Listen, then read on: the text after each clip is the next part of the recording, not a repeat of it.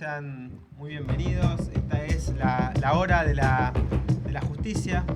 Vamos a estar hablando del escándalo judicial que sacude a nuestra Corte Suprema de Justicia de la Nación y a toda la ciudad de Buenos Aires.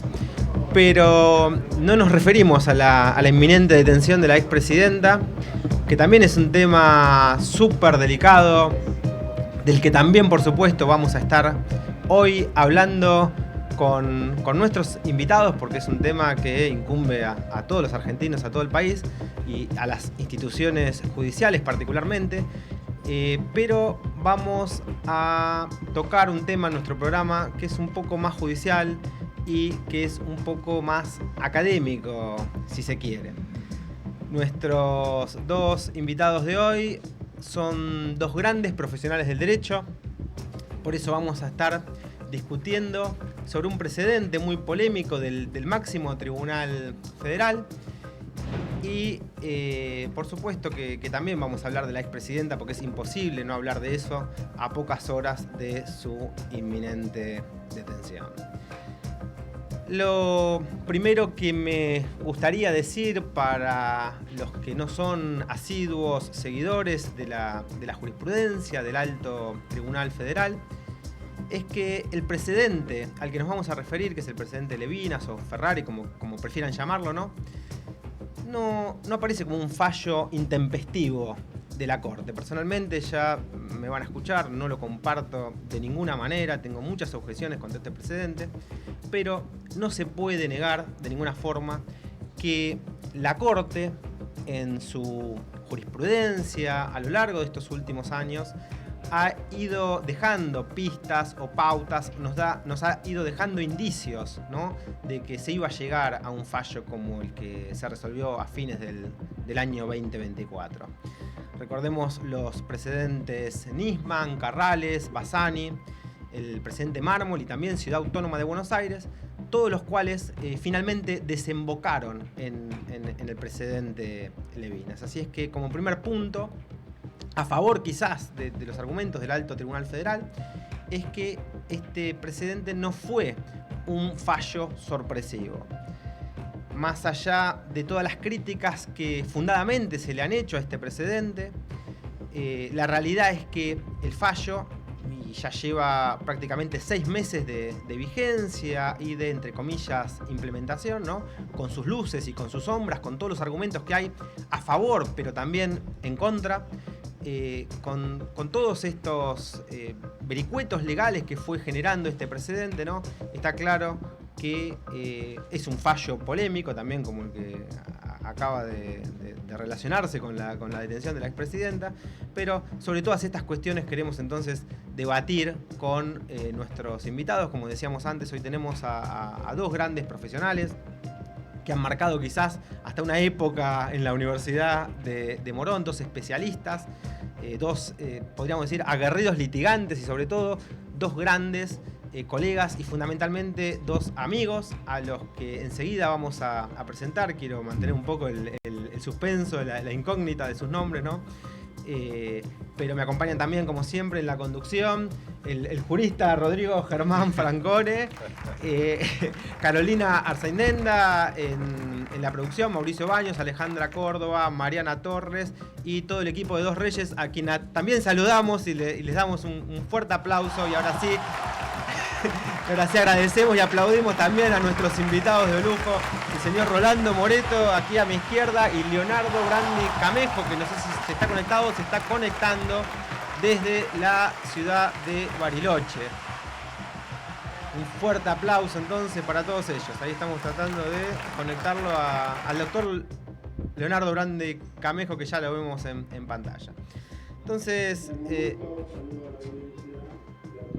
tipo de trabajo. Un placer saludarte, Brandi, acá desde Buenos Aires. Así es que simplemente, antes de cederle la palabra a nuestros invitados y para que Germán me vuelva a retar, ¿no?, como hace todos los miércoles, me dice que mis editoriales son cada vez más largas. Estuvo muy bien, Chavito. Voy a insistir en esta posición de hacer editoriales largas para que me sigas retando, ¿no?, para darte argumentos. Y voy a aclarar en estos breves minutos de exposición Mi posición con relación a este fallo tan polémico, que es el que sacó la Corte a fines del 2024 y que ha sentado una jurisprudencia muy, pero muy polémica y muy discutida. Recordemos que la Corte hizo esto antes de perder la integración de Maqueda, así que bueno, vamos a tratar de hacer un poco de memoria para darle algo de contenido jurídico a este programa de hoy, y vamos a dejar lo de Cristina, lo de la expresidenta, para el final del programa. Quiero referirme entonces al cimbronazo institucional que provoca el precedente Levinas en la República Argentina. Me gustaría poner, insisto, como digo, un poco de contexto, sobre todo para los alumnos que después van a poder ver este vivo por YouTube. Y quiero hablar de la federalización de la ciudad de Buenos Aires y de lo que costó esa federalización, ¿no? Ustedes recordarán, algunos de nuestros oyentes, que esto se produjo durante la presidencia de Nicolás Avellaneda, ¿no? Fue en un contexto que no era un contexto sencillo, no era un contexto pacífico. El país estaba muy convulsionado. Este pedazo de tierra que se le arrancó prácticamente a la provincia de Buenos Aires, a los bonaerenses, le ha costado a nuestro país cerca de 3.000 vidas, entre 3.000 y 4.000 vidas. 3.000 y 4.000 vidas en un contexto de guerra donde existía otra tecnología, ¿no? Ustedes fíjense que solamente en la guerra de Malvinas murieron 700 personas, pero la mitad en el hundimiento del crucero Ara General Belgrano, en un contexto de un crimen de guerra, con lo cual hablar de una guerra civil en nuestro país que produjo 3.000 vidas con la tecnología de ese momento, ¿no? Y sin contar con esta característica de guerra civil que tuvo, la federalización de la capital de Buenos Aires, nos da una pauta de lo tremendo que fue esta situación, ¿no? Prácticamente estamos hablando de como si fueran 10 guerras de Malvinas juntas para que la gente pueda colocarse en contexto y que tengan una verdadera dimensión de lo que fue el problema de la capitalización de la ciudad autónoma, de la hoy ciudad autónoma de Buenos Aires. Es decir, no es que de un día se levantaron todos los jueces nacionales del país, las cámaras, la Cámara Civil, la Cámara Comercial, la Cámara Laboral, y dijeron no vamos a obedecer el fallo de la Corte porque no tenemos ganas. Es decir, la reforma del año 94 de ninguna manera puede decirse que haya convertido a la ciudad autónoma de Buenos Aires en una nueva provincia o en una provincia más. Fíjense que la Constitución Nacional se cuida enormemente de llamarla provincia, nunca la pone al mismo nivel de las provincias, ¿no? En ningún momento ni la llama provincia la Constitución Nacional, ni tampoco la Ley Cafiero, y en ningún momento la Ley Cafiero dice que la Cava sea una nueva provincia y que se tengan que transferir así alegremente toda la jurisdicción nacional al ámbito de la ciudad autónoma de Buenos Aires. Nunca hubo un consenso político para eso y tampoco lo hay en este momento. Por eso no es verdad que el legislador haya omitido durante 30 años, como dice el fallo, la realización de ese traspaso de las competencias nacionales a la justicia de la ciudad autónoma de Buenos Aires. Fíjense, este es el primer problema, quizás el problema más grave. La ciudad autónoma de Buenos Aires no es una provincia, sigue siendo la capital del país, es un pedazo de tierra arrancado, insisto, por la fuerza a la provincia de Buenos Aires, y la misma Constitución en el artículo 13 prohíbe expresamente crear una nueva provincia en el territorio de otro, por lo menos sin el consenso, sin el consentimiento de la provincia a que se le saca esa parte de su territorio. Entonces, la Corte Suprema entiendo que no tenía facultades jurídicas para ordenar una situación de tanta magnitud política y de tanta magnitud institucional. La Corte tampoco puede además legislar, por más que quizás tenga argumentos de peso para querer hacerlo, ¿no? Pero no puede ni está en condiciones el máximo tribunal federal, mejor dicho, ni siquiera el máximo tribunal, sino 2 jueces supremos, porque el tercero ya no es más juez, así es que dos jueces dispusieron sobre una cuestión que era una cuestión claramente política, no justiciable, como es la creación de una nueva provincia sobre el territorio de otra, en clara violación de lo que dice no solamente el artículo 13 de la Constitución Nacional, sino un sinnúmero de preceptos legales. Por eso el impacto de Levinas entiendo que es tan terrible, tan grande, y no es nada más la inseguridad jurídica que crea, sino que tiene que ver con las facultades legislativas que se ha arrogado el máximo Tribunal Federal, ya que la Corte ha hecho algo que ni siquiera el propio legislador nacional podía hacer. Porque ni siquiera el legislador nacional puede crear una ley, crear por ley, una provincia en el territorio de otra sin tener el aval de la legislatura de la provincia a la que se le saca ese territorio. Vamos a ver, entonces. Lo primero que hay que tener en cuenta es que las provincias son anteriores a la Constitución Nacional. Las provincias son anteriores a 1853, son anteriores a la organización jurídica institucional argentina, si se quiere. Es decir, existen mucho antes que la Constitución de 1853. Entonces, los pactos preexistentes de los que habla el preámbulo de nuestra Constitución son muy importantes y creo que son el punto principal a tener en cuenta cuando tratamos de abordar este precedente. Es decir, los pactos lo que hacen es delegar en el gobierno federal, como bien dicen muchísimos doctrinarios, cito entre todos al profesor David Duarte, ¿no? Los pactos delegan el derecho de fondo, los códigos penales, civiles, como todos los abogados sabemos, pero las provincias se han reservado no solamente el poder de policía, sino también la función judicial, y esto es clave, insisto, porque esto nos da la pauta de que la administración de justicia y el poder de policía son anteriores a la Unión Nacional. Entonces, si uno ve como que se va produciendo la organización de nuestro sistema jurídico con el correr del tiempo, uno puede advertir que la Ciudad Autónoma de Buenos Aires no existe, era un municipio más, no tiene la entidad que con el correr del tiempo se le fue otorgando. Y esto, lo vuelvo a repetir, es clave porque quizás es el aspecto o el punto más endeble, el costado más flaco del precedente de la Corte. ¿Por qué? Porque trata de aplicar dos precedentes, Di Masio y Estrada, que claramente no eran aplicables a el precedente Levinas o Ferrari, como prefieran llamarlo. Esto, por supuesto, sin contar con que los jueces han resuelto en contra de las facultades propias del Poder Judicial, ¿no? Porque los fallos son vinculantes para los casos concretos, pero no puede un precedente de la Corte legislar. Y además, mientras la Ciudad Autónoma de Buenos Aires sea la capital de la República, como muy bien lo explica el artículo 129 de la Constitución Nacional, ¿no? Hay una ley que tiene que garantizar los intereses del Estado Nacional, y esa fue, por supuesto, la ley Cafiero. Y esa ley no traspasó toda la competencia nacional a la ciudad, sencillamente no lo hizo esa ley porque no estaban dados los consensos políticos para hacerlo, y esto es una decisión política para la cual, insisto, no hay consensos ni tampoco los hubo al momento de la reforma constitucional del 94. Entonces, esta es la clave.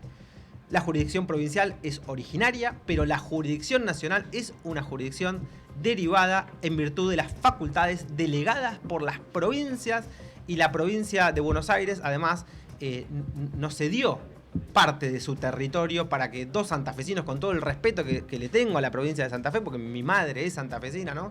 Pero y además me encanta la gente que vive en Santa Fe, pero no pueden venir dos santafesinos a decirle a los bonaerenses: miren, ahora, en contra de lo que dice la Constitución, en contra de lo que dicen las leyes de organización nacional, en contra de lo que dice la ley Cafiero y su modificatoria, en contra de todos los códigos de procedimientos nacionales, del Código Procesal Civil y Comercial Nacional, de la Ley de Procedimiento Laboral, en contra del Código de Procedimiento Penal, en contra de todas estas normas vigentes y de las prohibiciones expresas que tiene la Corte Suprema para dictar leyes, ¿no?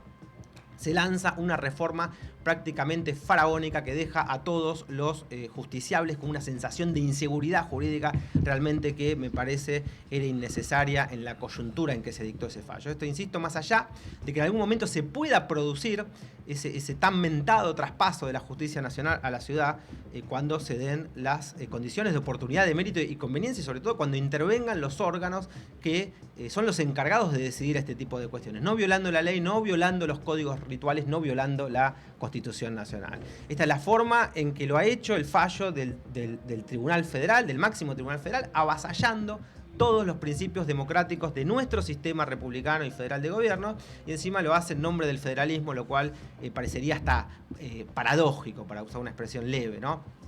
Y esto lo dice muy bien el voto en disidencia del doctor Rosenfeld. Lo ha señalado la Corte prácticamente en todos los innumerables precedentes que antecedieron a este fallo, ¿no? Y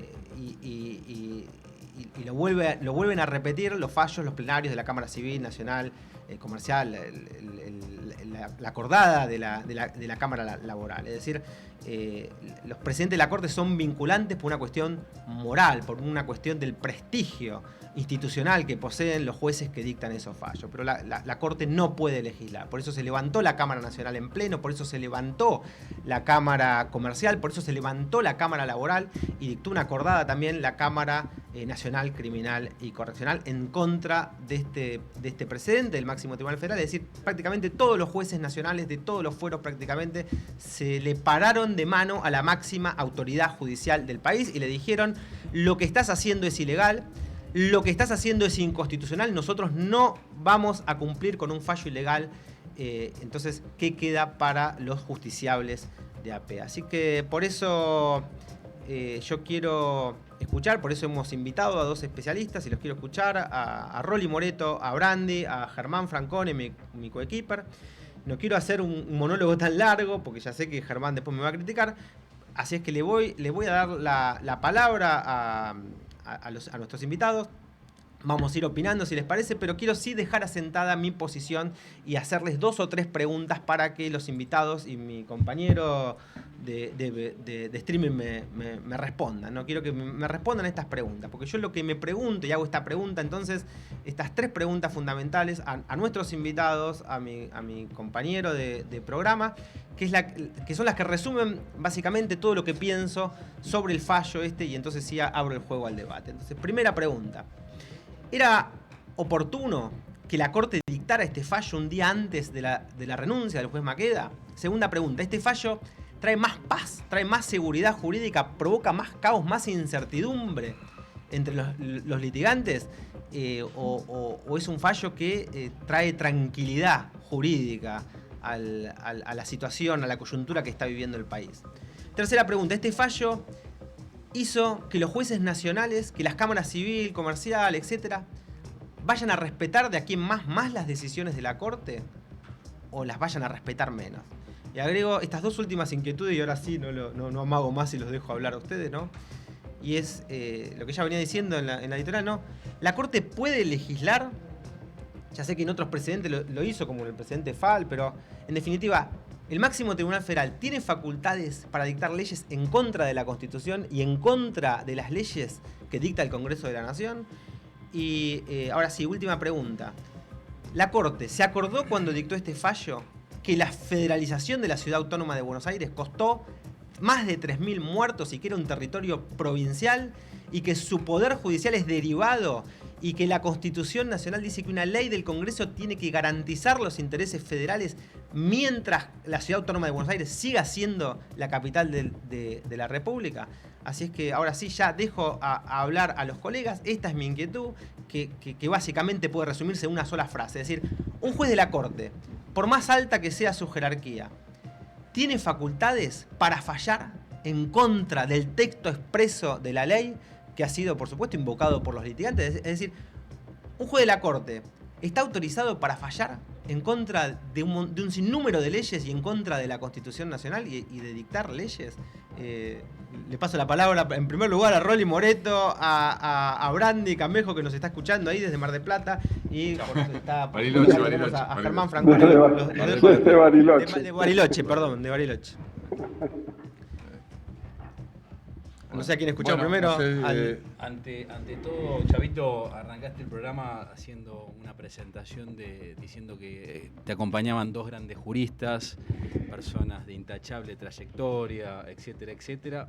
Y todavía no se había conectado Brandi. Pensé que estabas hablando de mí y de Rolly. Seguro. Entonces, en ese momento mismo. se conecta Brandi y digo, claramente, claro, no estaba hablando de mí. No, tal vez está hablando de vos y de Brandi. Para mí estaba hablando de Germán y de Moreto. Así que, bueno, un placer, igual que el Chavito, tenerlos en este programa y la opinión de ustedes obviamente muy valiosa en estos momentos que la Argentina está atravesando a nivel jurídico, ¿no? Jurisdiccional, mucha tela para cortar. Así que Rolly o Brandi, quien quiera arrancar, dando respuesta. Creo que la primera pregunta respecto del fallo de Levinas, dijiste si es oportuno que un juez, yéndose al otro día, dicte un voto, ¿no? Claro. Emite un voto respecto a un fallo de tal trascendencia, ¿no? Como Levinas. Bueno, arranco si me permite, Leonardo. Por Primero favor. agradeciendo, ¿no?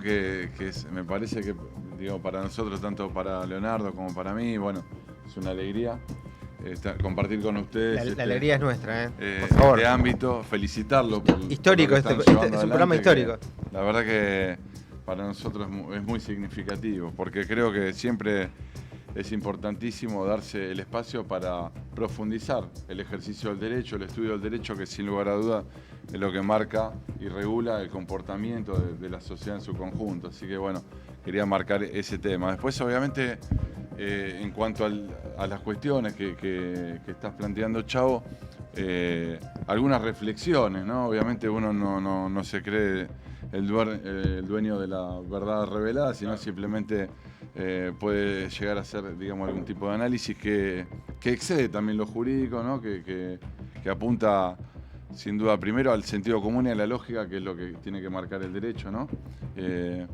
Y después a la cuestión política en sí. Digo, la primera pregunta, ¿puede un juez un día antes de irse dictar un semejante fallo como este?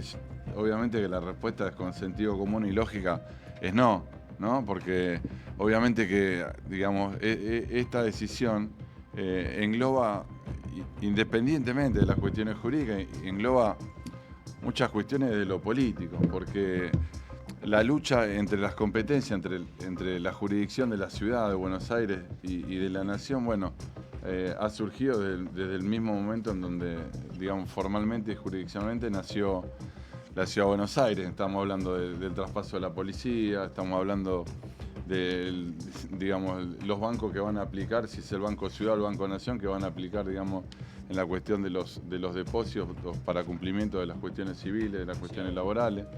En ese esquema, un día antes de irse, no creo que sea oportuno que el juez no deje esa resolución, porque me parece que era algo, digamos, obviamente, para hacerse cargo después de los planteos que vayan viniendo, ¿no? Claro. Si no, parecería que uno tira la piedra y esconde la mano. Bueno, obviamente que... sí. No, te escucho. Eran tres preguntas, ¿no? No, La lo bueno primera es quedó clarísimo, no había razones de oportunidad para dictar el fallo. Me gustaría escuchar la opinión del doctor Brandi, que está así ahora de Bariloche, no me equivoco. Bueno, primero saludarlos y coincidir en esto de la oportunidad de volvernos a juntar en este ámbito y felicitarlos por el programa, del cual soy seguidor y disfruto mucho de escucharlos y comparto mucho el formato que tiene el programa, que lo cual hace y enaltece un poquito la profesión, ¿no? Porque quizás habiendo más interlocutores con las características de los que integran este programa, me parece que eso hace que la gente se motive más. Yo sé, Chavito, desconozco en el caso tuyo, Germán, que das clase, sé de tu capacidad, tus conocimientos, adquirí siempre tus libros y los disfruto mucho. Y con el doctor Moreto, que nos une una gran amistad y hemos combatido jurídicamente juntos en más de una oportunidad. Pero bueno, adentrándonos y sabiendo que el tiempo es tirano, y más en este tipo de medios, me voy a permitir estar en desacuerdo. Me excedí con la editorial. No, estuvo bastante Puede bien. ser, y que Germán tenga razón, estoy de acuerdo. Pero voy a estar en desacuerdo sobre la oportunidad, o voy a dar mi opinión. Creo que somos hombres del derecho y el plazo para ejercer sus funciones estaba vigente. Así que con razón de la oportunidad después podemos decir si nos gustó o no nos gustó, porque esto sería casi como que nos interpongan una sentencia o una demanda faltando 2 días para que prescriba y decimos, pero casi estaba prescripto. Bueno, pero como hombre del derecho nos tenemos que ceñir a la letra fría su señoría estaba en ejercicio de sus funciones y fue totalmente válido que dicte el fallo. Obviamente que no es lo que nos gustaría, pero después puedo opinar sobre los considerandos del fallo, que estoy totalmente muy atinada tu observación, por supuesto, nadie discute, era juez de la Corte, tenía todas las facultades para dictar una sentencia. El problema es la institucionalidad, el cimbronazo institucional que produce ese fallo cuando hay tantas vacantes en el máximo Tribunal Federal y al renunciar ya desaparece la mayoría que existía en ese fallo, porque hay uno de los jueces que vota en disidencia, con lo cual hoy tenemos 2 jueces nada más que están a favor del criterio utilizado en Levina, con lo cual a la inseguridad jurídica que de por sí agregó ese fallo, se agrega otra todavía mucho mayor, que es aquella que tiene que ver con que esa mayoría no existe más. Es decir, la Corte hoy, si fuera a volver a fallar ese precedente, no tiene la mayoría para poder volver a dictar un fallo en sintonía con ese precedente. Claro. Eso es lo grave. No, el tema que, bueno, tenemos hablábamos el otro día con Guillermo Moreno respecto de una anomia en la Argentina, desde todos los ámbitos, desde todos los poderes. Hoy el presidente, ayer... Te explico, el programa va a ser polémico, porque si bien el doctor Brandi Camejo es apolítico, acá tenemos, yo no lo quise presentar, pero voy a pedir aplausos también. Estamos con uno de los pocos últimos radicales vivos, casi una raza en extinción, una estirpe en extinción. No solamente vivos, radicales vivos, honestos, que lo tengo acá, que es el doctor Rolando Moreto. Esto para que no diga que solamente invitamos peronistas. Nunca nos tenemos... 5 provincias gobernadas. Por supuesto, aparte nunca. Dije radicales, vivos, de verdad, de pura cepa, de la vieja escuela y honestos. Son muchas condiciones. No podemos obviar, obviamente, que el peronismo, quieras o no, es un desmembramiento del radicalismo allá por el irigoyenismo y bueno, y es así, es una realidad. O sea, el peronismo tomó lo mejor del radicalismo, ¿sí? Claramente esas bases, y después a nuestro criterio lo hemos mejorado un poquito más. Una nota al pie nada más. Dije, vamos a hablar del fallo Levina ahora de la detención de Cristina. Dije, hablemos de jurisprudencia, de la Corte, un tema académico para no tocar temas políticos. Y ya arrancamos con la política. Claramente, Chavito, esta editorial la habías armado hace 48 horas o 3-4 días y ayer explotó toda esta situación. Había muy poco tiempo. De todos modos, bueno, cuando hablo de la anomia, el presidente creo que tuiteó hay república, dijo algo así, o existe la república. La república, como la conocemos nosotros, está dividida en tres poderes, el ejecutivo, el legislativo y el judicial. Respecto de la proscripción de Cristina, que creo que no hay otro calificativo para ponerle, porque es una proscripción, más allá de la detención o no, esta condena es una proscripción de un candidato natural. Terminamos con el fallo de Levina. Sí, terminamos. Entonces, más allá de eso, el poder legislativo, ¿sí? Que son los diputados quienes representan a los ciudadanos y los senadores que representan a las provincias, dijeron ficha limpia. No va. Es decir, el Poder Legislativo se expresó y dijo que la ficha limpia no iba, por lo menos por ahora, no reunían la mayoría. El primer intento de proscribir a Cristina fue ficha limpia, ¿correcto? Salía la ley, no se iba a poder presentar. No salió. Como no salió, vino la Corte Suprema y dictó este fallo a las apuradas. Entonces, ¿qué digo yo? No hay república realmente, porque si hubiera república se tuvo que haber respetado la disposición del Poder Legislativo, digamos, cómo se expresó respecto de ficha limpia. Si se hubiera respetado eso, hoy funcionaría la república. Y a mi criterio me parece que estamos lejos de que eso suceda. Esto quizás tiene que ver con lo que veníamos hablando del fallo Levina, porque yo la segunda pregunta que les hacía a todos era si este fallo traía más paz, más seguridad jurídica que el caos que provoca esta incertidumbre para los litigantes. Esto tiene que ver, me parece, también con el tiene que ver las razones de oportunidad, mérito y conveniencia en que se dictan los fallos del Alto Tribunal Federal, que no se puede discutir, que también es un tribunal yo político. Digamos que me debo en la obligación de aclarar, ¿no? Porque a ver, independientemente de que me gustaría por ahí venir en otra oportunidad a charlar directamente de política, me parece bueno porque es un tema que nos apasiona a todos. Creo que el derecho, sin lugar a dudas, está vinculado a la política. O sea, digo, no creo que sea así como decía Germán. Sí puedo asentir a la cuestión de la oportunidad, ¿no? Decir, bueno, en momentos previos, digo, un mes antes de un cierre de lista y habiendo expresado tal vez la cuestión de la oportunidad, la tomo, pero me parece que, digo, acá no es que hay proscripción sí hubo en el país. Tuvo el general Perón, por ejemplo, estuvo proscripto y, por ejemplo, Ilia en la primera elección intermedia levantó la proscripción del general Perón y también no pudo asumir como gobernador en Córdoba. Eso concretamente son, digamos, proscripciones que han existido, que en general han sido impuestos por dictadura. Este me parece que es un caso, digamos, judicial en donde ha transitado por todos los órganos y las etapas procesales oportunas. Digo, la Corte se ha expresado en ese sentido, es decir, no se ha expresado en cuestión al fallo en sí, sino que se ha expedido acerca de si se han dado las garantías del debido proceso, claro, si se ha producido la prueba y demás. Y bueno, en ese caso ha quedado firme una condena que también aclaremos que se le imputaban 2 delitos y en uno ha sido absuelto, que era el de la asociación ilícita. Por eso de los 12 años que pedía el fiscal se le dieron 6. Y bueno, en definitiva, de cualquier forma, esto también, yo digo que habiendo 12 juzgados, siempre contamos, porque somos oriundos de Morón, que hay 12 juzgados civiles y que un mismo tema planteado en los 12 juzgados probablemente se resuelva de 12 maneras distintas. Así que es atendible lo que opinemos, pero no quería dejar de por supuesto. Emitir la opinión, discutible, ¿no? lo del fallo conforme a las garantías, que se respetó el debido proceso. Sí, obvio. Fue un escándalo. Yo les invito a la audiencia y a los oyentes, a los alumnos de Derecho Penal, a los alumnos de Derecho Procesal, que escuchen el juicio a Cristina, que escuchen los alegatos. Nunca escuché un alegato tan impresionante como el del doctor Velardi.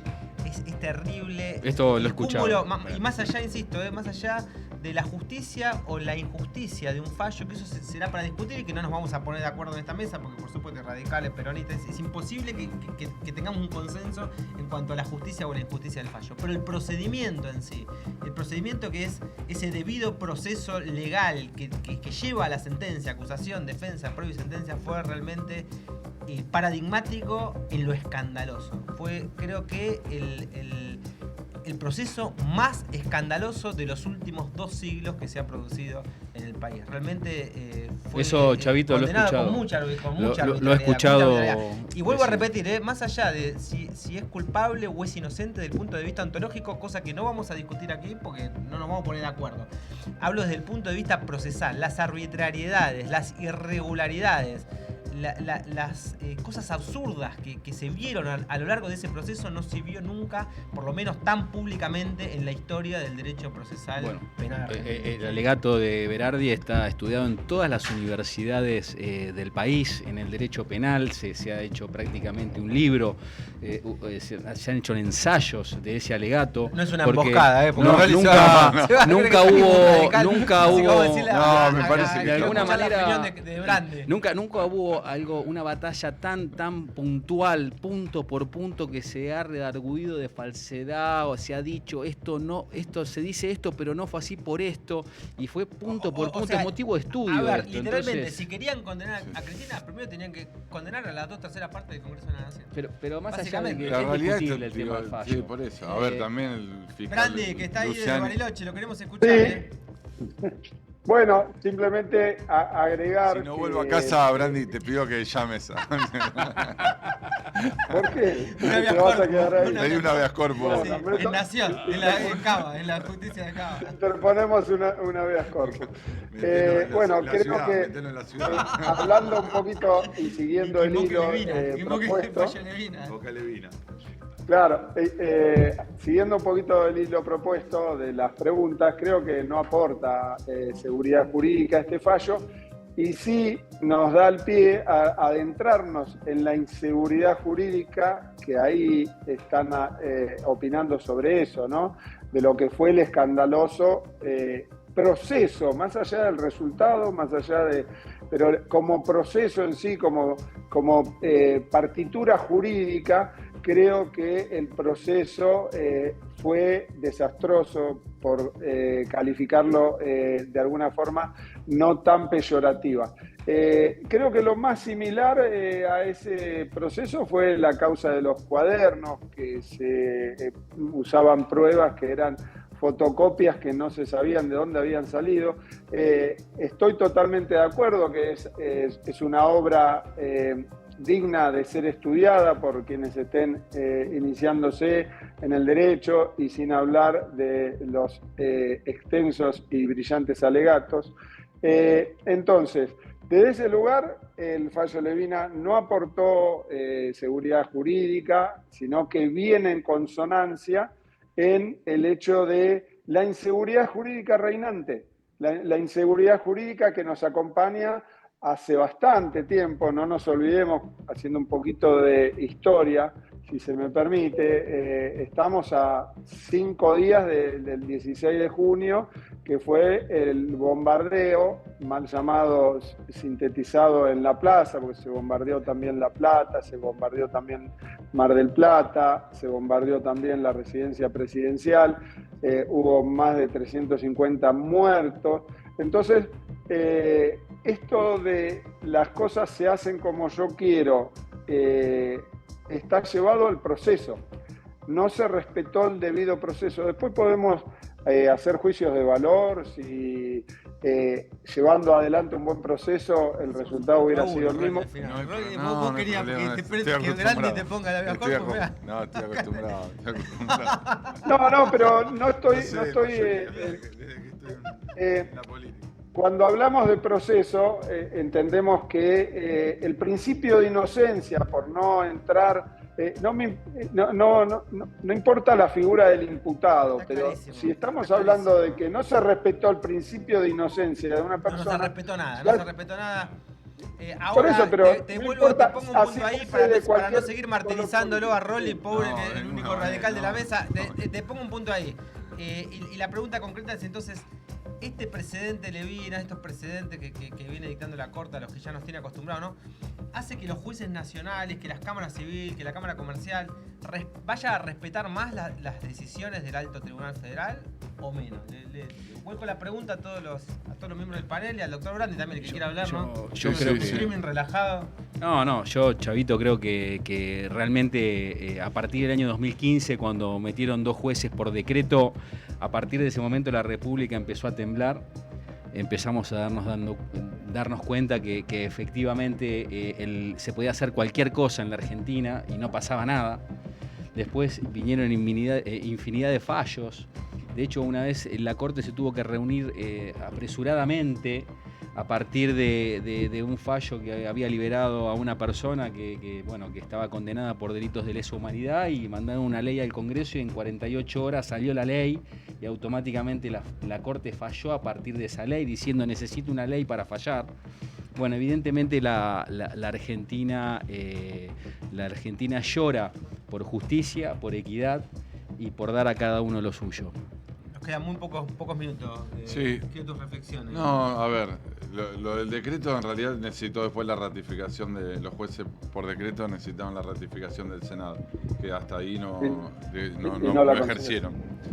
Pero bueno, sí coincido con vos, la fortaleza institucional para mí es todo, porque esa fortaleza institucional es la que a nosotros nos permite confiar en la República, justamente. A mí hoy la composición de la Corte creo que es necesario que esté integrada por mujeres, esto es esencial. ¿Por qué? Porque la mujer tiene otra mirada y no podemos hoy pensar una Corte de 5 hombres.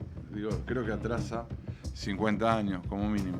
Entonces, en ese punto coincido con vos. Un paréntesis solo, doctor Moreto. No solo integrado por mujeres, sino que tenga una integración que esté acorde a los distintos países del mundo, que creo que me hacen sentir mal porque no hay ninguna mujer en el panel. Para la próxima vamos a prometer, vamos a poner 1 o 2 mujeres en el panel, porque siempre somos todos hombres. No, está muy bien, pero no resolvemos sobre la vida de los demás. Es verdad. Y en cuanto a si el fallo, genera incertidumbre o no, me parece que, esta sola cuestión en donde... Bien vos decías, la capital, la ciudad de Buenos Aires en realidad fue pensada y funciona como capital federal. Entonces tal vez la Corte esté mirando hoy en una cuestión de un conflicto laboral entre un kiosquero y su empleado, entonces dice, no lo debe resolver un juez nacional, tendría que ser un juez de la ciudad. Pero en realidad es la capital federal, es la capital en donde funcionan las casas de la provincia de la nación, donde funcionan las grandes casas de las multinacionales, donde se plantean cuestiones en donde que es necesario el funcionamiento de la justicia nacional, independientemente que haya una cuestión intrínseca en los jueces de que no quieren, obviamente, dejar de ser jueces nacionales y pasar a ser jueces de la ciudad. Eso es una discusión que se debe resolver en la política y no se debe resolver mediante fallos, creo yo. Claro. Entonces, en ese punto creo que aporta inseguridad jurídica y no seguridad jurídica. Esta es la mirada que yo tengo más como litigante y como político que como jurista. Coincidimos, en eso coincidimos todos. Por supuesto, más allá de que los jueces no quieran dejar de ser jueces nacionales y no quieran pasar su competencia a la Ciudad Autónoma de Buenos Aires, hay una realidad. Son jueces que han sido nombrados por el presidente de la Nación, que han sido nombrados con acuerdo del Senado y que han sido nombrados con intervención del Consejo de la Magistratura del Poder Judicial de la Nación. Así que está claro que la... Sí.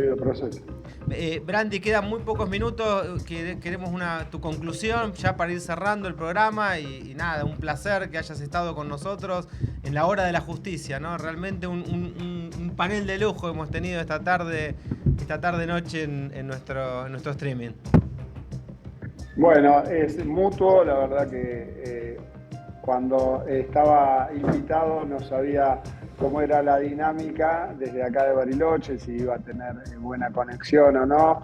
La verdad que escucharlos y ver que tenemos diferentes opiniones, creo que eso hace un poquito al mundo jurídico, de poder intercambiar opiniones con altura, ¿no? De podernos escuchar, entender que, como bien dijo el doctor Moreto, hoy la justicia, si pedimos a veces, nosotros acá tenemos 3 jueces civiles y generalmente, si bien tienen un criterio uniforme, en varias oportunidades podemos tener resultados adversos, depende en qué tribunal o en qué juzgado caiga la causa. Así que bueno, desde acá, con relación al fallo Levina, entender que para mí, si bien el juez estaba facultado para hacerlo, quizás no debió hacerlo, sería la corrección que haría haciendo un reconto. Y si aportó mayor seguridad jurídica, no, la verdad que no, que habla de la falencia de las instituciones que venimos atravesando hace bastante tiempo. Y creo que esto no le aporta mayor respeto a las instituciones, que es por lo que tenemos que velar, ¿no? Que las instituciones vuelvan a ser respetadas, pero primero, como un padre o un hijo, ¿no? Tienen que ser los que dirigen la nación que logren ese respeto para que sean respetadas las instituciones. Muchas gracias, Brandi. Gracias, Brandi. Te mandamos un fuerte abrazo desde Buenos Aires. Germán Francone, ¿querés decir alguna última palabra? Qué lindo lugar donde viví, Brandi. Te envidio ese Bariloche hermoso que tenemos, bien argentino, divino. Están invitados cuando quieran. Ahí estaremos. Gracias, Rolly. Gracias a ustedes, la verdad. Muchas gracias. Bueno, han pasado por... Mejor que a través de las redes. Así dos grandes juristas. Más jóvenes y con más conocimiento. Esto fue entonces Rolando Moreto y Leonardo Brandi Camejo pasando por la hora de la justicia. Muchas gracias. Gracias.